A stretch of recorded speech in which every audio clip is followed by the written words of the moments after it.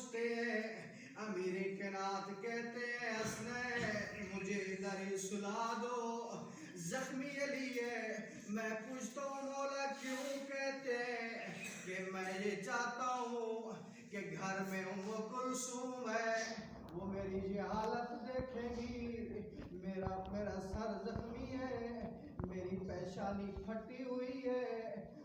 کلثوم گریا کریں گی میں نہیں چاہتا میرے بیٹیوں کے رونے کی آواز میرے صحاب سنے میں کہوں گا یا علی آپ زندہ و سلامت ہیں ابھی جناب حسنین سلامت ہیں آپ نہیں چاہتے کہ آپ کے بیٹیوں کے گریے کی آواز آپ کے صحاب سنے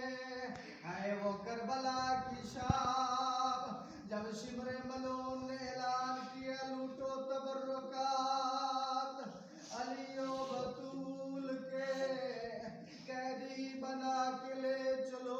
آل رسول کو چاروں طرف سے کربلا کی شام خیموں کو